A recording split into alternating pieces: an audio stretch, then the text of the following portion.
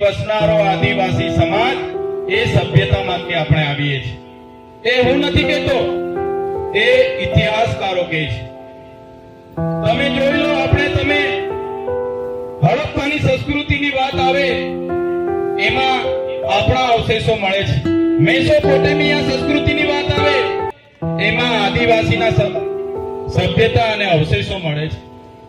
એ સભ્યતા અને સંસ્કૃતિ એ સમાજમાંથી આવીએ છે.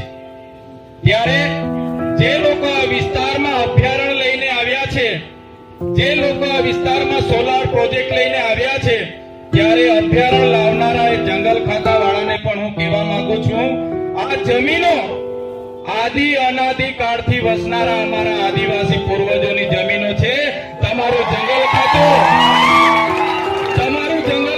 1927 માં બન્યું અને તમે જો આ વિસ્તારમાં અભયારણ્ય લાવીને અમારા લોકોને વિસ્થાપિત કરવાની વાત કરશો તો તે દિવસે તમારું જંગલ ખાતું પણ અહીંયા ઊભું નહીં રહેવા દઈએ અમે.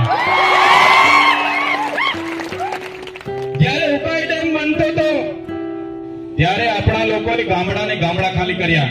નર્મદા ડેમ હોય, ગડાના ડેમ હોય, પાનમ ડેમ હોય, તમામ ડેમો વખતે ગામડા ખાલી કરી આપ્યા છે. રોડ આવે, હાઈવે આવે, સરકારી આવાસો આવે, નવી પરિયોજના આવે, એક કાકરાપાડ હોય, સ્ટેચ્યુ ઓફ યુનિટી હોય, જ્યાં પણ સરકારને જરૂર પડી છે, જ્યાં પણ દેશના વિકાસ માટે આદિવાસીનો ભોગ લેવામાં આવ્યો છે, આદિવાસીએ પોતાનો ભોગ આપ્યો છે. ત્યારે આજે સોલાર પ્રોજેક્ટના નામે જે આપણો આદિવાસી ત્યાં પોતાનું જીવન ધોરણ જીવે છે, એ માછલી પકડવાની પ્રવૃત્તિ એ સહકારી મંડળીઓ પર જ્યારે તરફ મારવાની વાત આવે ત્યારે તમને અમે આશ્વાસન આપવા માટે આવ્યા છે. તમે એકલા નથી. એ દિવસે ખાલી અહીંથી આહવાન કરજો. અમે ડેડિયાપાડા તો ખરા જ, અંબાજીથી ઉમરગામ સુધીના આદિવાસીઓ ક્યાર સુધી વિસ્થાપિત થશો? આજે પૂરા દેશમાં 1,40,00,000 આદિવાસીઓ આજે ભટકે છે. જુદા જુદા પ્રોજેક્ટોના નામે આજે 1,40,00,000 લોકોને પોતાના ગામ, પોતાના સમાજ, પોતાના સંસ્કૃતિથી છીન ભીન થઈ જવું પડે છે.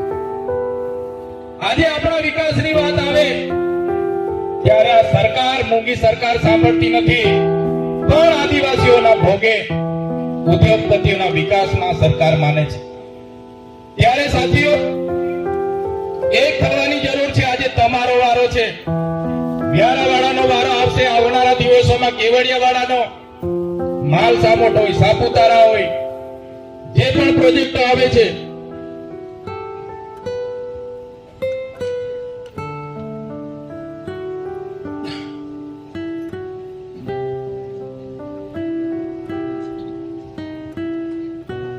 કહેવાનો મતલબ દેશમાં આજે આપણે 8% છે, ગુજરાતમાં આપણે આજે 15% છે.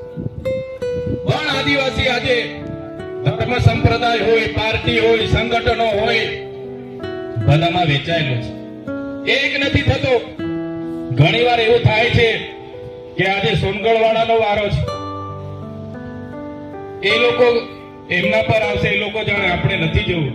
ક્યારેક એવું થાય છે કેવડિયાવાળા જાણે, ક્યારેક એવું થાય કે વ્યારાવાળા જાણે.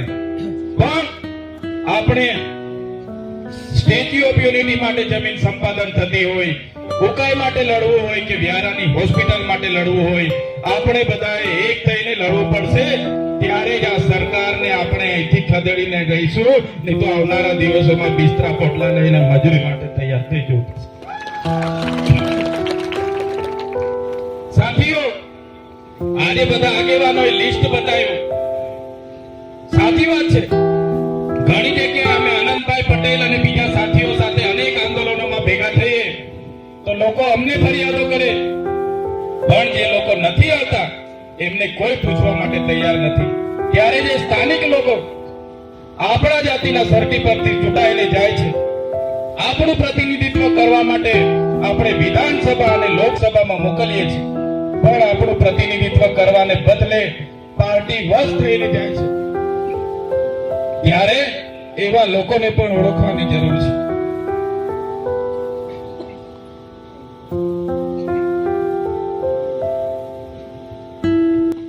રાતે આજે ગાંધીનગર થી મોડા આવ્યા છે એટલે ઉજાગરાના લીધે થોડું ઘરું બેસી ગયું છે. કાલે વ્યારાનું આમંત્રણ હતું. આનંદભાઈ પટેલ સાહેબ અને મને બહુ જ આગ્રહ કરતા હતા, પણ વિધાનસભાના સત્રની સાથે સાથે ટ્રાઇબલ એડવાઇઝરી કમિટીની પણ સાંજે બેઠક હતી, સાથે સાથે અત્યાચાર નિવારણની પણ સાંજે બેઠક હતી, તકેદારી અને મોનિટરિંગની. એટલે મોડા થયા, એટલે થોડા ગળામાં પણ પ્રોબ્લેમ છે, મને માફ કરજો. પણ અમે તમારી સાથે છે. તમે જ્યાં પણ આહવાન કરશો ત્યાં અમે અમારી પૂરી સેના સાથે તમારી સાથે આવીને ઉભા રહીશું.